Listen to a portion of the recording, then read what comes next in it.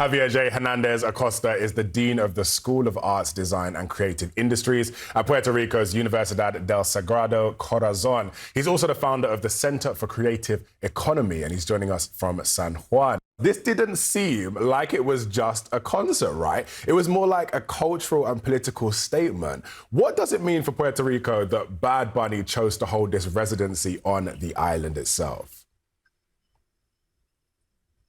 I think there's a lot of symbols around this strategy, decision, process, and it has to do a lot with the potential of the island to be one of the main characters in the world music industry. But beyond that, positioning the island and showing other alternatives of economic and social development. So this is when you have intersections between the arts and social, cultural, and political development. So it's really important to be on the spot of the world with a great artist as Bad Bunny. And let's talk a bit more about that symbolism, because from the staging to the lyrics, Bad Bunny did weave political commentary into his performance. What messages do you think that he's sending, particularly around Puerto Rico's status and the identity and autonomy as well? I think this is very interesting because usually when artists get more famous and get more into the mainstream, usually they try to stay more neutral. But in this case, it was the opposite, and Benito is using all his being so famous into addressing, for example, our traditional music, our act of culture, at the time using his voice and his platform to address very important social issues that we are addressing in the island, such as corruption, such as displacement and gentrification, the problem of housing, which is very important in the island.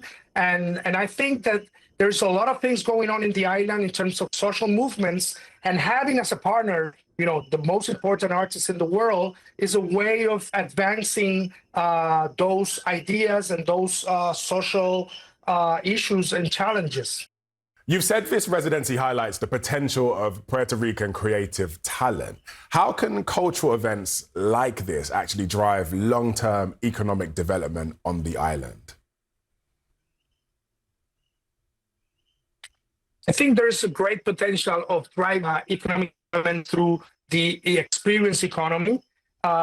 This is an example of how you connect tourism with events, with gastronomy, with the night economy and entertainment, with a lot of other cultural routes and tourism activities. So this is an example of the interconnections of a lot of industry and activities in order to have local economic development, because in this case, the money is reinvested here and will impact local workers, local entrepreneurs. So I think this is a big example that we will learn a lot of things and try to replicate this in the future, maybe not in the magnitude of Bad Bunny, but then in other levels and experiences. I just want to talk about the influx of visitors for this residency, because it is clearly a massive boost to the economy. There's so many people, but people are also flagging concerns around gentrification and displacement. Do you think there's a risk that cultural success stories like this could actually deepen inequality on the island? I think that we have, since the beginning of this planning of the residency at the end of the year, I think we've been trying to be more cautious about how to deal this, how to drive this development in a sustainable way, how we are going to address the issue of short-term rentals and its impact on the availability of housing and housing prices. So I think it's going to be a great example. It just started, but I believe that everybody is a little bit more conscious about this.